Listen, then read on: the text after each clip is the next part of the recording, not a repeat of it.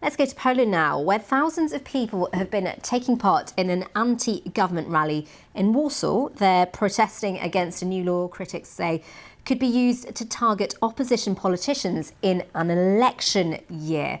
Well, here's Donald Tusk speaking at that rally as it started. The first step to victory is to recognise our strength. We're here today so that Poland, Europe and the world see how strong we are, how many of us are ready, just like back then, 30, 40 years ago, to fight again for a democratic and free Poland, for our rights. This voice will not be stopped. That giant has woken up. I'm proud that I can be here and say, we will win.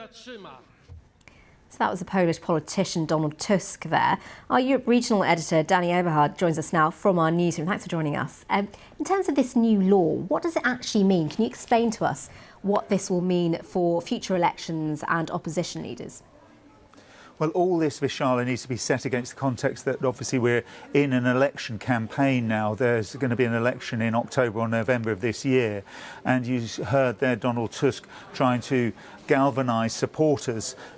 He is basically trying to harness the spirit of 1989. Today is the anniversary of the first democratic elections in the transition away from communist rule. So that's the backdrop. The law itself has helped to bring people to the streets. It is setting up a commission that will look in from 2007 onwards what politicians may have paid undue influence to Moscow. It's going to examine things like energy deals, for example, and all this is set against the backdrop of the war in Ukraine, but opposition politicians are suspicious of the timing. They say what it actually is doing is providing a lever to bash the opposition politicians and potentially ban them from office. It's no coincidence, it seems, that the Commission starts looking at the period from 2007, which is when Donald Tusk himself was Prime Minister of Poland before he became President of the European Council later on. And he is expected to stand for Prime Minister later against the current governing Prime Minister Mateusz Morawiecki of the Law and Justice Party. So, Danny, we were just looking at pictures actually in Warsaw. I think roughly about 500,000 people have been there protesting with banners, flags and listening to Donald Tusk. Will this protest have any weight, do you think? It will certainly be it's a very useful rallying cry for Donald Tusk and the opposition. The Law and Justice Party is still running in the lead in polls. At the moment, it's got more than a third of support, according to the latest opinion polls. But the Civic Platform, which is the platform that Donald Tusk heads, is second.